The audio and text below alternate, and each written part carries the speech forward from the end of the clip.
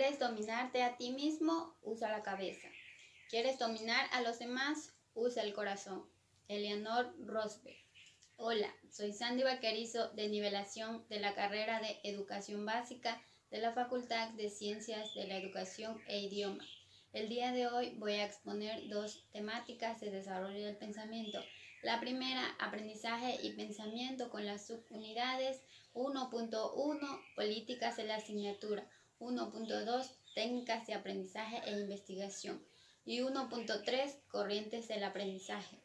Introducción al desarrollo del pensamiento.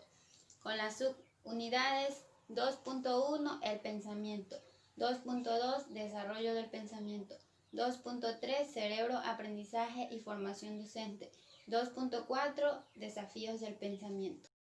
Aprendizaje y pensamiento.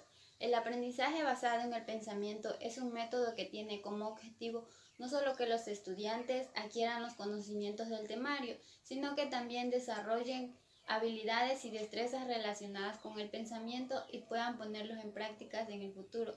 Por eso es importante aprender sobre las técnicas de aprendizaje e investigación.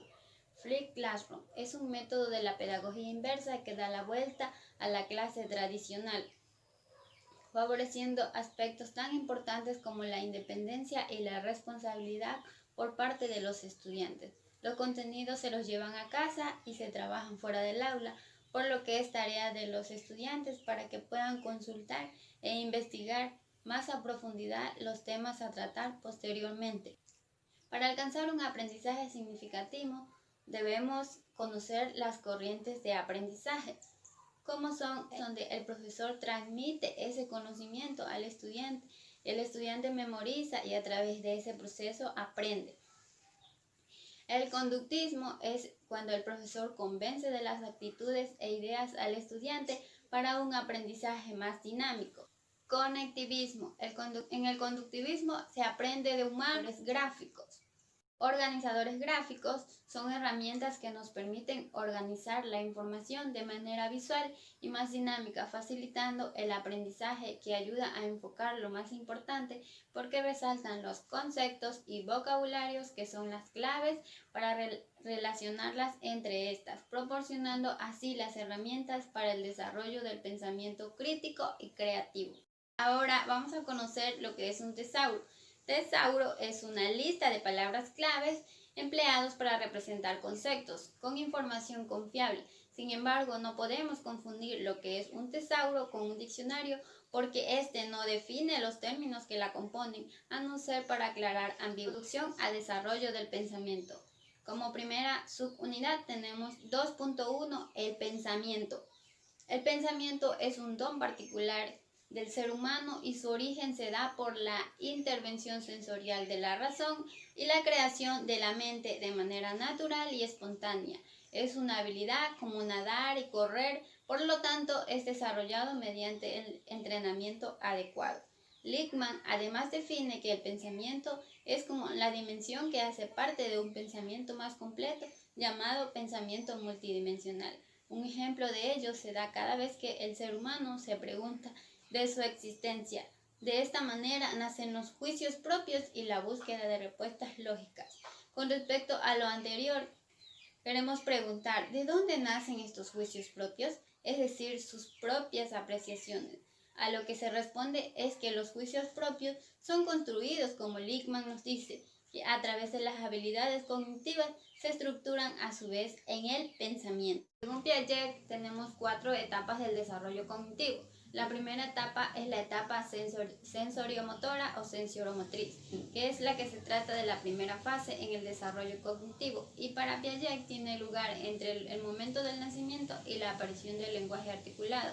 En oración, la etapa preoperacional, según Piaget, aparece más o menos entre los 2 y 7 años, donde los niños empiezan a ganar la capacidad para ponerse en el lugar de los demás y en la tercera etapa, la etapa de la operación es concreta, aproximadamente entre los 7 y 11 años de edad. Empieza a usarse la lógica para llegar a conclusiones válidas y como última etapa tenemos la etapa de las operaciones formales. Esta aparece desde los 11 años de edad en adelante, incluyendo la vida adulta. En este periodo es el que se gana la capacidad para utilizar la lógica para llegar a conclusiones, a desarrollar el pensamiento creativo. Según autores, existe una amplia literatura destinada al estudio y reflexión sobre el proceso creativo y las técnicas para desarrollar la creatividad. Estas son algunas de las técnicas más utilizadas para estimular la producción de la Camper. Básicamente, esta es una lista de preguntas que estimulan la generación de ideas. Alex Oxford, el creador de brainstorming, estableció las primeras. Sombrero. El objetivo de esta técnica es observar el problema desde diferentes puntos de vista. Los 6 sombreros representan diferentes formas en direcciones del pensamiento. El método promueve al mayor intercambio de las ideas entre personas. Esta técnica es que fomenta el pensamiento paralelo mediante toda amplitud. Ahora vamos a ver las relaciones entre el pensamiento, habilidades y competencia. Esta se constituye en una competencia básica tanto para la vida personal como profesional, ya que cualquier actividad o tarea en cualquier contexto requiere pensar y demostrar lo que sabes. En lo teórico y también en una situación concreta, demostrando la habilidad del saber práctico y que además lo hagas con una buena actitud, por ejemplo, de responsabilidad, produce el pensamiento. Todo ser humano posee un cúmulo de pensamientos dependiendo del nivel cultural que tenga y el medio ambiente en el que se desenvuelve. Como ser social por naturaleza se relaciona con los demás. Además, la lectura es el ingrediente principal para desarrollar el pensamiento. De ahí hay que motivar e incentivar esta destreza. Es más importante más aún cuando la lectura crítica induce al pensamiento reflexivo de los estudiantes. El pensamiento y reflejo es un reflejo de la realidad en tanto se percibe el objeto real y se concretiza lo visualizado. Por el contrario, el pensamiento puede ser un reflejo de lo que se siente, creando una realidad subjetiva alejada de la realidad objetiva que se visualiza solamente en la mente de quien lo piensa. Pensamiento y reflexividad. Una filosofía latinoamericana como pensamiento crítico exige el levantamiento de la categoría de la reflexividad. Nos veremos los tipos de pensamiento. Pensamiento crítico, creativo, abstracto y lógico. De acuerdo con Lichtman, el pensamiento crítico establece cómo el ser humano puede pensar sus reflexiones a partir de... Según autora Landau, describe el pensamiento crítico como un diálogo entre hechos y fantasía, entre lo real y lo posible, entre lo que es y lo que podría ser. Recomienda fomentar diversas actitudes creativas desde la educación y sus propuestas son que debemos de romper el conformismo, enseñar preguntas y no solo respuestas, aportar un pensamiento interdisciplinar y estimular lo lúdico y no solo los métodos rígidos de trabajo.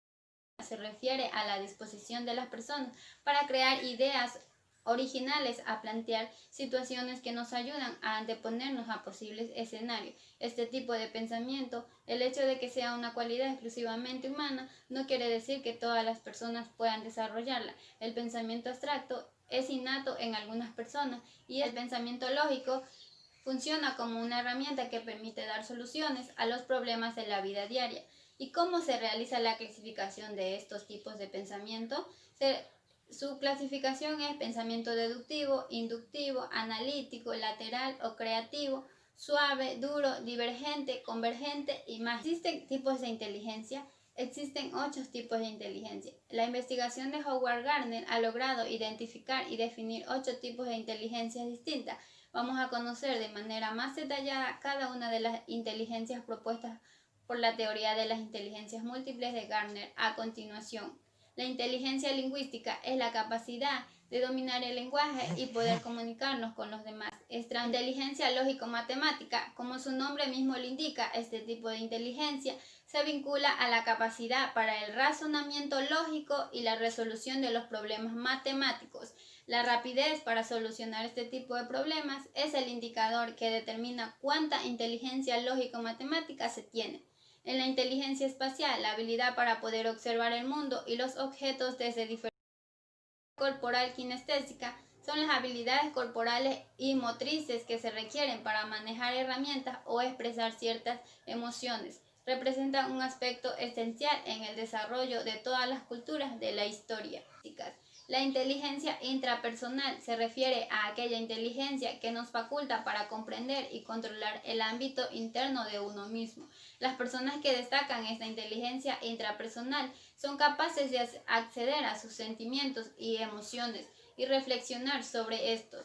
La inteligencia interpersonal nos faculta para poder advertir de cosas de las otras personas, más allá de lo que nuestros sentidos puedan lograr captar. La inteligencia naturalista permite detectar, diferenciar y categorizar los aspectos vinculados a la naturaleza, como por ejemplo las especies animales y vegetales o fenómenos relacionados con el clima, la geografía o fenómenos de la naturaleza. Pero no debemos olvidar que también existen mitos sobre el cerebro. ¿El alcohol mata neuronas? No, el alcohol no mata las neuronas. Ellas no mueren por exposición al alcohol, aunque sí cambia su funcionamiento y las conexiones. ¿El cerebro de los mayores ya no aprende? No, esto es falso, porque el cerebro es un órgano cuya estructura es fina, las conexiones neuronales son extremadamente plásticas durante toda la vida, y si bien esta plasticidad disminuye con los años, pero eso no quiere decir que el cerebro de las personas mayores ya no aprenda. ¿Las mujeres tenemos un sexto sentido? No, las mujeres no tenemos un sexto sentido, solamente que las mujeres usamos mayormente la empatía, es decir, la manera de responder a las preguntas de una manera adecuada en una situación, infiriendo el estado mental y los sentimientos de las personas. Los estilos de aprendizaje no existen porque todas las personas utilizamos todos los sentidos para aprender en todo el tiempo. ¿La música clásica mejora la inteligencia? No, eso es completamente falso. A las personas que les gusta la música clásica pueden escucharla, pero no hay ninguna diferencia en el rendimiento escolar. ¿El estrés es malo? No, hay parte del estrés que es bueno para el aprendizaje. ¿Se puede hacer varias cosas a la vez?